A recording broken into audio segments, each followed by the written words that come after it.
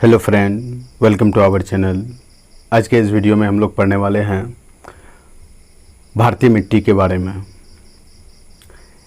भारतीय मिट्टी से रिलेटेड हम लोग टॉप 100 MCQ क्वेश्चंस को देखेंगे और इस टॉपिक से रिलेटेड यानी कि भारतीय मिट्टी से रिलेटेड आपको एक फ्री मॉक टेस्ट मिल जाएगा, जिसका लिंक मैं डिस्क्रिप्शन बॉक्स में दे दूँगा। आप वहाँ से जा कर के उसमें क्लिक करके मिट्टी से रिलेटेड अपना मॉक टेस्ट को दे सकते हैं, जो कि बिल्कुल फ्री है। तो आप ज़रूर जा कर के उस मॉक टेस्ट को दें। तो चलिए इस वीडियो को करते हैं स्टार्ट। क्वेश्चन नंबर 1, भारत में जलोढ़ मिट्टी का विस्तार किन क्षेत्रों में होता है? तो उत्तर भारत के मैदानी क्षेत्रों में, विशेष रूप से गंगा और ब्रह्मपुत्र घाटियों में होता है। भारत में सर्वाधिक क्षेत्रफल में पाई जाने वाली मृदा कौन सी है? तो जलोढ़ मिट्टी है। काली मिट्टी किस प्रकार की कृषि के लिए सबसे उपयुक्त है? तो कपास की खेती के लिए सबसे ज़्यादा उपयुक्त है।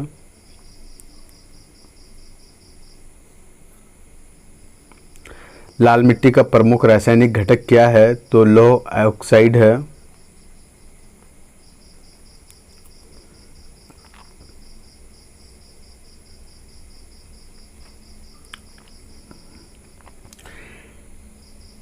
कौन सी मिट्टी को रेगुर मिट्टी के नाम से भी जाना जाता है? तो काली मिट्टी को रेगुर मिट्टी के नाम से जाना जाता है। भारत में लेटराइट मिट्टी का वितरण मुख्यतः किन क्षेत्रों में होता है? तो पश्चिमी घाट, पूर्वी घाट और दक्कन के पठार क्षेत्रों में होता है।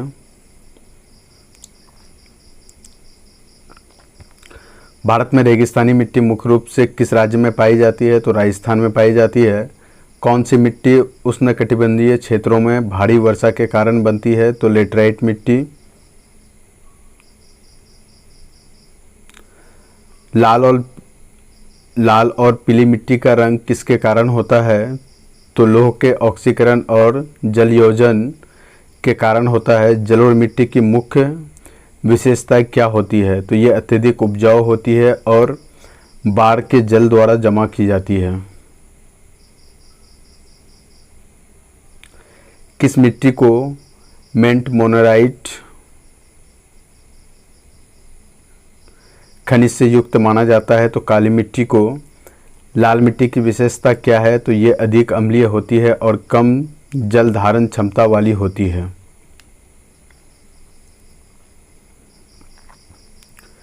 रेगुर मिट्टी मुख्यतः किस फसल के लिए उपयुक्त मानी जाती है? तो कपास की खेती के लिए मानी जाती है। भारत में सर्वाधिक लवणीय मृदा किस राज्य में पाई जाती है? तो गुजरात में पाई जाती है। कौन सी मिट्टी उपजाऊ मानी जाती है परंतु इसका जल धारण क्षमता कम होती है? तो लाल मिट्टी। अर्जुन प्रकार की कौन सी मिट्टी मानी जाती है? तो जलोढ़ मिट्टी मानी जाती है। भारत की काली मिट्टी किन क्षेत्रों में पाई जाती है? तो महाराष्ट्र, गुजरात, मध्य प्रदेश और आंध्र प्रदेश में पाई जाती है। जलोढ़ मिट्टी के कौन से 2 प्रकार होते हैं? भंगर और खादर।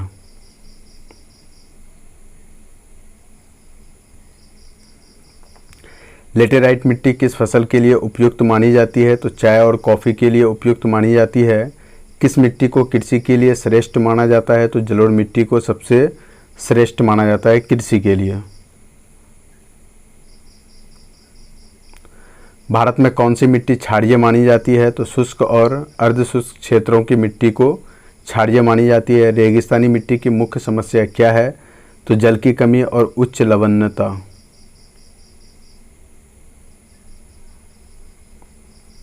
भारत में लाल मिट्टी किन क्षेत्रों में पाई जाती है? तो तमिलनाडु, कर्नाटक, आंध्र प्रदेश और उड़ीसा में पाई जाती है। सर्वाधिक लवणीय मृदा किस राज्य में पाई जाती है? तो गुजरात के कच्छ क्षेत्र में पाई जाती है। जलोढ़ मिट्टी में कौन सा खनिज तत्व प्रचुर मात्रा में पाया जाता है? तो पोटास प्रचुर मात्रा में पाया जाता है जलोढ़ मिट्टी में।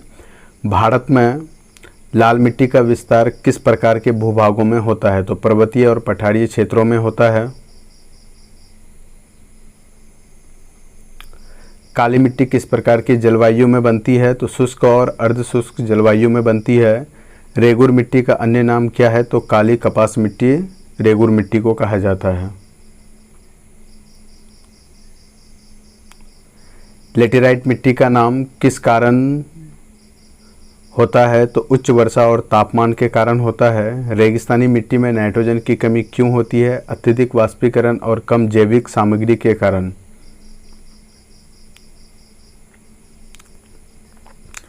भारत के किस राज्य में सबसे अधिक लाल मिट्टी पाई जाती है? तो उड़ीसा में सबसे ज़्यादा लाल मिट्टी पाई जाती है। जलोढ़ मिट्टी किस नदी के द्वारा बनाई जाती है? तो गंगा और ब्रह्मपुत्र नदी के द्वारा बनाई जाती है। भारत के कौन से राज्य में लेटेराइट मिट्टी का सर्वाधिक विस्तार है? तो केरल और कर्नाटक में सबसे ज़्यादा लेटेराइट मिट्टी का विस्तार है। भारत में सबसे अधिक क्षारीय मिट्टी कहाँ पाई जाती है? तो राजस्थान में क्षारीय मिट्टी सबसे ज़्यादा पाई जाती है। लेटेराइट मिट्टी में कौन सा तत्व कम मात्रा में पाया जाता है? तो नाइट्रोजन कम मात्रा में पाया जाता है। रेगुर मिट्टी की जल धारण क्षमता कैसी होती है? तो अत्यधिक जल धारण क्षमता होती है।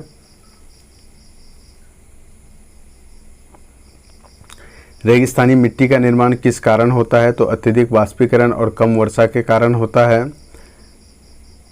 भारत में लवणीय मृदा का विस्तार किन क्षेत्रों में होता है? तो गुजरात, राजस्थान और पंजाब में सबसे ज़्यादा होता है लवणीय मिट्टी का विस्तार। भारत में जलोढ़ मिट्टी कितने प्रतिशत क्षेत्र पर विस्तारित है? तो लगभग 40% पे जलोढ़ मिट्टी पाया जाता है। काली मिट्टी में कौन से तत्व की कमी पाई जाती है? तो नाइट्रोजन और फास्फोरस की कमी पाई जाती है आपका काली मिट्टी में।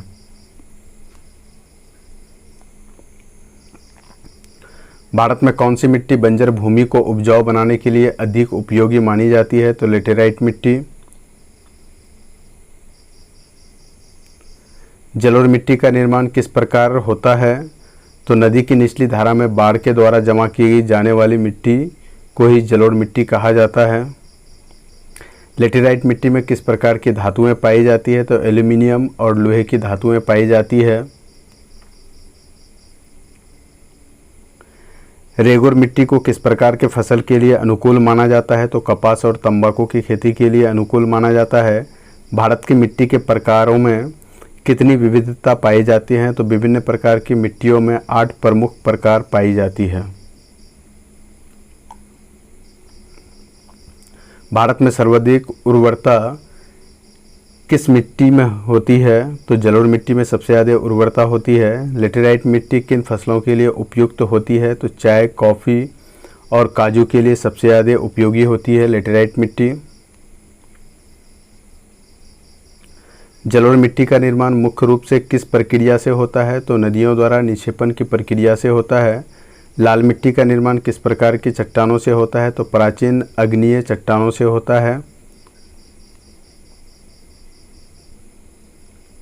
रेगिस्तानी मिट्टी की उर्वरता को कैसे बढ़ाया जा सकता है? तो सिंचाई और उर्वरकों के प्रयोग से। जलोढ़ मिट्टी की उर्वरता किस पर निर्भर करती है? तो बाढ़ के द्वारा लाई गई नई मृदा पर निर्भर करती है, यानी कि नई मिट्टी पर निर्भर करती है।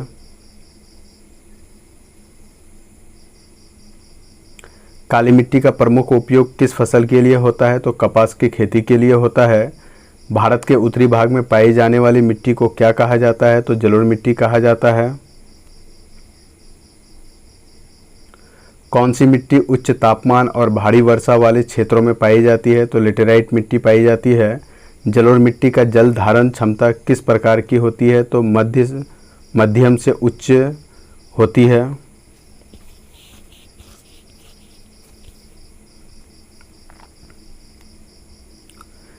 किस मिट्टी को ओल्ड एलुवियल मिट्टी के नाम से भी जाना जाता है? तो भंगर मिट्टी को। रेगिस्तानी मिट्टी की सबसे बड़ी समस्या क्या होती है? तो उच्च लवणता और नमी की कमी होती है।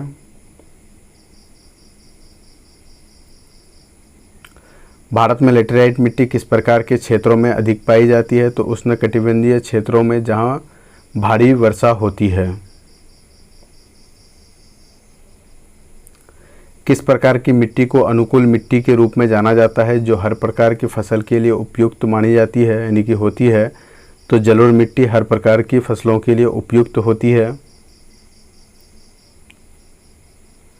कौन सी मिट्टी आर्द्र और उष्ण जलवायु में बनने वाली और खेती के लिए बहुत कम उपयोगी होती है? तो लेटेराइट मिट्टी।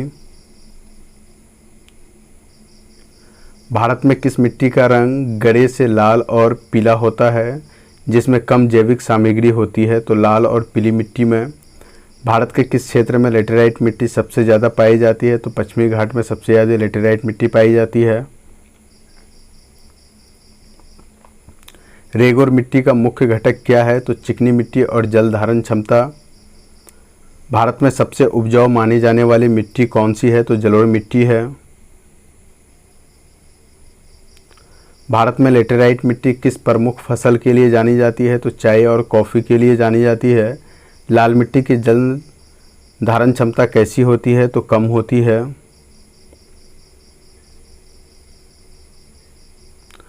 काली मिट्टी का मुख्य उपयोग किस फसल के लिए होता है? तो कपास की खेती के लिए होता है। लेटेराइट मिट्टी में सबसे अधिक कमी किस तत्व की होती है?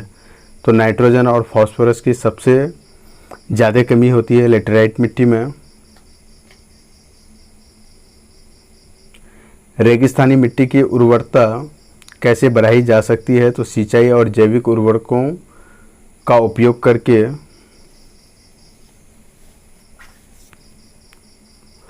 कौन सी मिट्टी उष्णकटिबंधीय मानसूनी जलवायु में बनने वाली होती है? तो लेटेराइट मिट्टी। काली मिट्टी का निर्माण किस प्रकार की चट्टानों से होता है? तो ज्वालामुखी चट्टानों से होता है।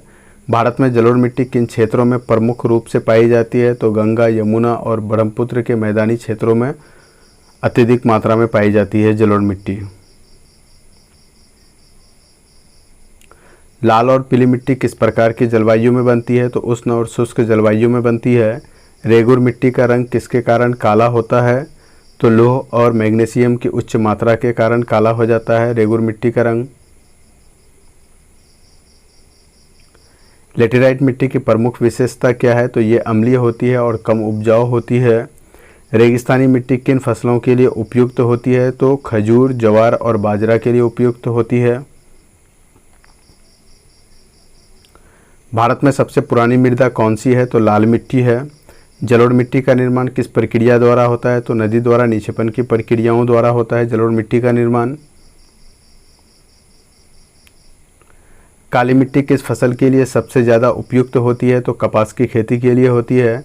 भारत में सबसे अम्लीय मिट्टी कौन सी है? तो लेटेराइट मिट्टी सबसे ज़्यादा अम्लीय होती है। रेगिस्तानी मिट्टी में किस तत्व की कमी होती है? तो नाइट्रोजन और कार्बनिक पदार्थ की कमी होती है।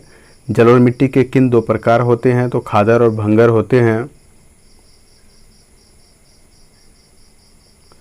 काली मिट्टी की जल धारण क्षमता कैसी होती है? तो उच्च जल धारण क्षमता होती है। भारत में मिट्टी अपरदन की सबसे बड़ी समस्या किस क्षेत्र में है? तो हिमालय क्षेत्र में है। रेगुर मिट्टी किस राज्य में सबसे अधिक पाई जाती है? तो महाराष्ट्र में पाई जाती है।